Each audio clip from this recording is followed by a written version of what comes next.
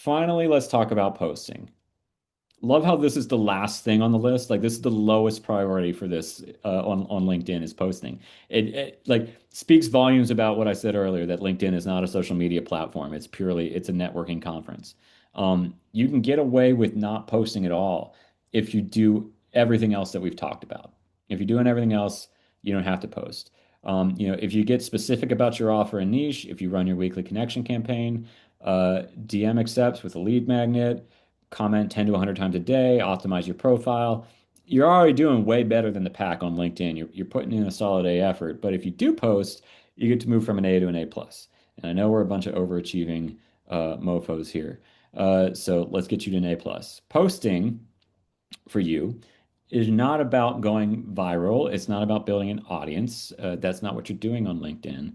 It's simply about building familiarity and trust at scale. On LinkedIn, the only metric worth optimizing for is comments. On other social media platforms, it's likes and sends, likes and shares, uh, and saves. Um, Shares being most important. But on LinkedIn, it's comments. Comments tell LinkedIn that your content is sparking conversation, and conversation is the currency of that platform because again, it's not a social network, it's a damn conference. Um, how do you do this? How do you make a post that sparks conversation? You start with a hook around the problem you solve that opens a curiosity gap, right? That means it's a question that they'll need to stop and read to get the answer. You have to grab you have to hijack their attention with that opening sentence. And then you follow that with a singular insight, right? Don't make a post about 19 things. Just a singular insight that's clever or unexpected or that simplifies a concept that your clients previously thought to be complicated or that's contrarian to popular belief in your industry, right? So that's the body of the post. And then all that's left to do is stimulate discussion. So you ask a juicy question that they can't help but weigh in on, and go get yourself some of them comments, right? So this is what an example of what a post like this would look like. The hook. The skill that separates six-figure freelancers from everyone else, most people don't even consider it a skill. What are you talking about, Jamie? What is that? Contrary to what you hear online, it's not niche, not content, not pricing. It's the ability to ask the right question at the right moment, the kind that reveals the real problem, not the one the client thinks they have. Okay, interesting. What's the best question you ask clients that is paid off again and again, right? So people can't help themselves. They're so excited to share how, what awesome questions they've asked clients or what they've discovered in their years in the business in the industry, right? Or people that aren't as elite or aren't as seasoned will run to that comment section to read what the seasoned freelancers are posting, right? And engage and like and reply. If someone comments on your post, their entire network will see your post. That's the way it works on LinkedIn. Um, and if you get one of them to comment, somebody from their network to comment, then their entire network sees it, right? Um, but even more importantly, comments mean that your content is creating recognition, and recognition builds familiarity, and familiarity builds trust, and trust leads to inbound. And that's where all this is headed. We built an outbound effort on Sales Navigator today, but all these efforts combined lead to you opening up LinkedIn one morning to a DM from a stranger who wants to give you money to solve a problem for him, right? The problem you planted your flag in at the beginning of this webinar. So when you combine these layers, the niche person, the clear offer, the burst pipe problem, the buddy mindset, the outbound engine, the comment engine, the clarity layer of your profile, and the engaging content, something remarkable happens on this platform. Your business stops feeling random. You stop waiting for referrals. They start coming to you. You stop hoping a post goes viral because you know better. You stop feeling invisible because to your industry, you're everywhere. We do this for B2B customers, and within weeks, they say that anytime they go to a conference, somebody says, "Hey, you're all over my LinkedIn." right? And that's just from a few weeks of doing this. And you stop wondering where the next client is coming from. Instead, you have a system, one that keeps putting you in the rooms where the clients are making decisions. All right. And I hope that, I'm excited to see you guys put all of this together. Um, and before we get to the Q&A portion here, here's how I want to close this. If you want to take this a step further, and I mentioned that we're going to have a special freelancing program deal for you guys. If you want to take it a step further, get some help building this engine, the offer clarity, the niche, the outbound system, the comment ladder, the DM scripts, the pipeline, not just for LinkedIn, but pretty much across the whole damn internet. And if you want to do it alongside 1,300 other freelancers who are in growth mode and actively doing this with you every week, we got a little thanks for being here gift for you guys today. We're offering a freelancing program membership for anyone who joins during this webinar before we hit end on the Zoom. $34 off the first month. It costs you $34 to be here, so we want to go ahead and make it today basically free for you. And if you're not familiar with the freelancing program, and this is just 2 slides and we'll get to the Q&A. It's a community of 1,300 freelancers all helping each other grow. We have places to strategize, crowdsource client conversations, responses to client emails. We have weekly group meetups where you can bring questions about what's going on inside your business to me in the group. There's a win section where you can get inspired by what other people are succeeding with, offers that they're bringing out to their clients. And there's over 20 hours of video content, archival meetups that you can watch and take notes on what you could be implementing now to get results. And not only that, but I want to personally take a look at your business and your objectives and what's standing in your way and help you make a plan. So if you join before the end of our time together today, you're also going to get a free 20-minute session with me where we can put pen to paper and make sure you're starting 2026 on the right path for the vision that you have for your business. It's important. That's important for me that, if you made the effort to be here today, I want to make sure that you put this stuff to work properly. So you just got to use the code 34 off. Did I get that right? 30. Did I do it right? You smiled like I did the wrong code. Just use the code 34 off when you go into the freelancing program and join before the end of the Q&A today to make sure that you take advantage of it. So I'll leave this page up and we'll get to the question and answer section. And let me find where that is. Q&A. But first, I think as far as commenting goes, I think this is a good one to go by is how you use AI, because a lot of people notice AI in commenting. So how do you use AI to your advantage to make commenting easier and more human? Great. So first question is one that was just a general temperature of the chat question. It's a question about AI and commenting. And I'm really glad that we're talking about this because so many people use AI so wrong when commenting on LinkedIn. So here's what you're going to do. Because this is a human endeavor. It's humans making relationships with humans. You don't want you don't want to you definitely don't want to use a third-party spam bot that just, you type in the profiles that you want to comment on and you get a comment immediately, right? I'll post on LinkedIn and the second I hit post, there's 8 comments, right? Those people are using a spam bot. Don't want to be that guy. What you want to do is have ChatGPT interview you.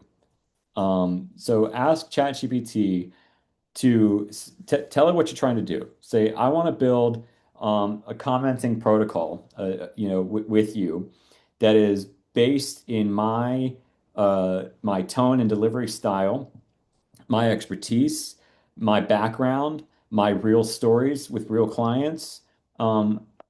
Interview me for 1 hour, and ask all the questions that you need to develop that commenting protocol, right? And ChatGPT will create, will give you a 2-page list of questions, and you can just either talk into voice notes and answer those questions, or film yourself and transcribe it, whatever. Get the transcription of your answer, or you can just type your answers to the questions if you want. Whatever's easiest for you. But let ChatGPT interview you, and then you take those answers, whether it be a transcript or the fact that you just wrote those questions down, and feed them into ChatGPT and say, I want to leave meaningful comments that follow this framework. It complements the original post, adds something incredibly insightful, inside baseball to the content of the post, ends with a question. I want it to follow that framework. Uh, you know, anytime I paste a post in here, write me a comment, and then that's how we use it. So and it's even for me, like I'm me and I use ChatGPT to, that, based on all of my interviews and things like that. Because if I'm commenting at scale, like it at least gives me, it gets me to the 20-yard line, and then I can punch it into the end zone. Because, if you're trying to come up with something insightful to say about, 50 things that day, you could do it. Any of us could do that. But you also, want to optimize your time. And so let ChatGPT figure out the insightful thing to say based on that interview with you, and then you edit that comment, and paste it in, right? So you edit that comment based on, what value you want to add to the conversation, or, if you see a missed opportunity, or, to add something experiential, from your based in your experience, then you paste that in as well. So that's how you use it. And then if you get a team involved, you can train them on it, right? You can share that GPT with them. But yeah, ultimately, you never want to be just copy and pasting from ChatGPT. You always want to kind of sprinkle your magical U dust on it, make it human. Are you picking questions or should I? Okay, cool. So Courtney's got the questions.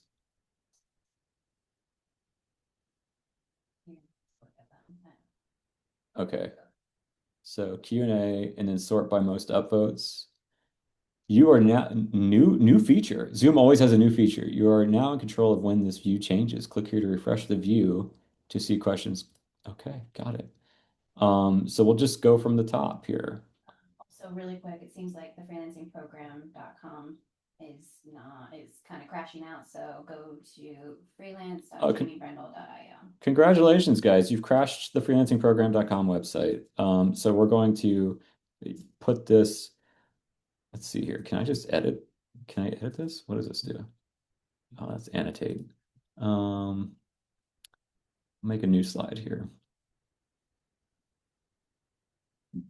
What are we going to? Freelance.jamiebrendel.io. Oops.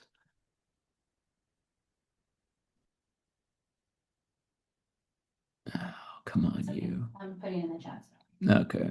This is like Still the same code. still the same code, but Courtney's putting in the chat where this is where we need to go now. If I Oh, here. I just hit here. Let's stop sharing real quick and then come over here. Hit that. All right. So we are now going to what? Freelance.jamiebrendel.io.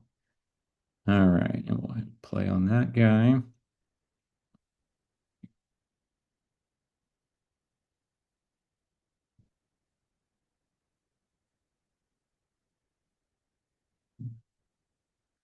And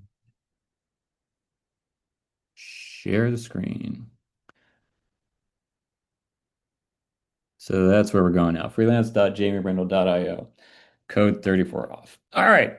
Let's get to some of these questions, guys.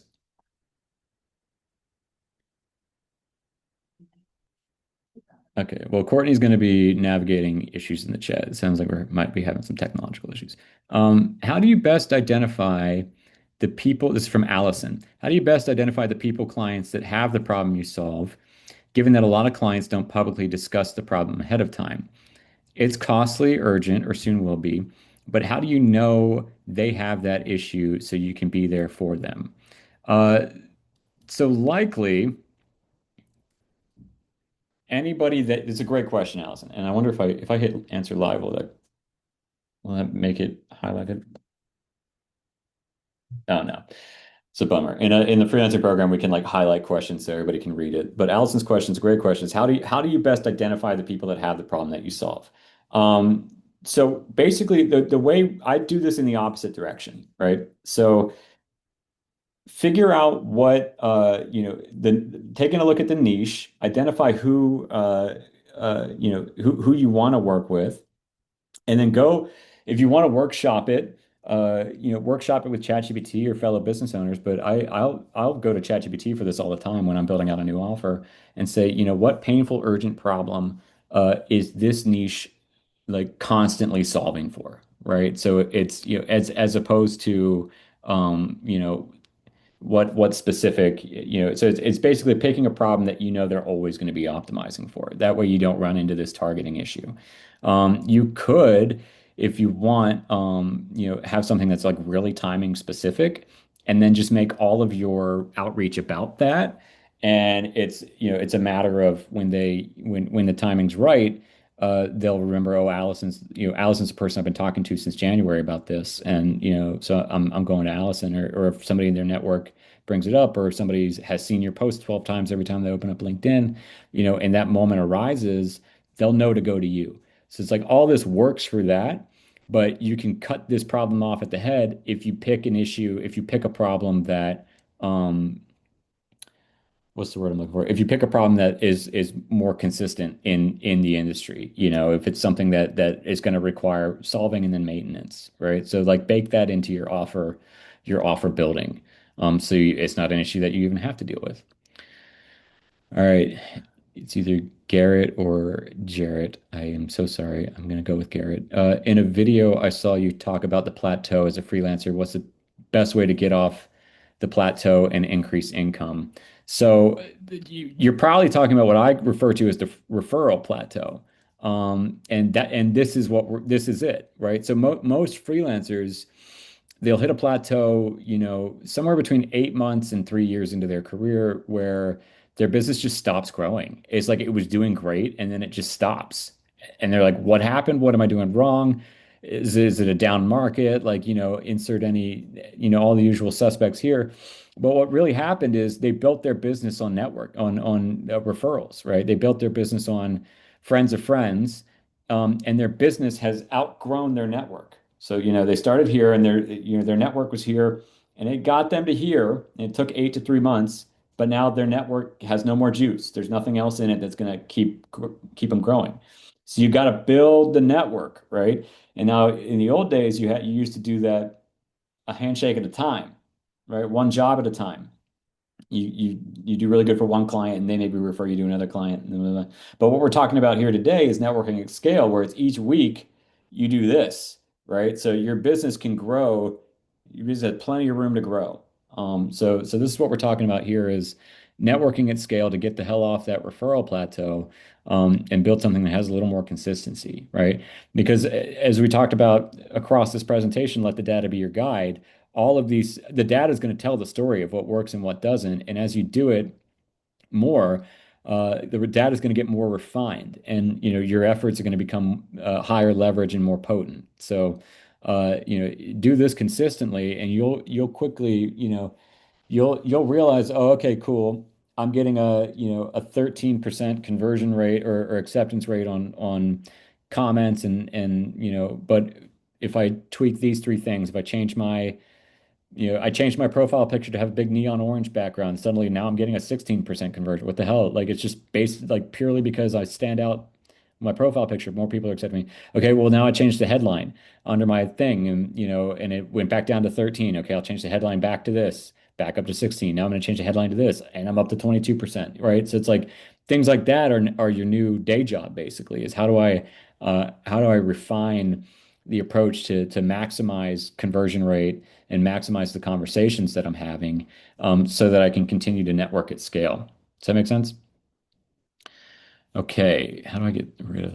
Okay, so Lewis or Luis says, how do you identify a burst pipe problem if you have a service that's seen as a commodity, design, video, etc.?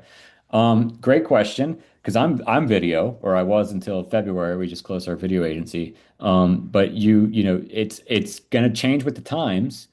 You've got to keep your finger on the pulse of your industry, but it's really niche specific. Because a burst pipe problem for the CPG industry is a non-issue for the fashion industry. A burst pipe problem for the fashion industry doesn't even move the needle for the real estate industry. So start there. Recruit ChatGPT to and ask it, hey, what are the urgent, costly problems that this industry solves for every day? What are the throw money at the problem situations that people in the fashion industry, or get even more specific, that fashion industry publicists solve, right?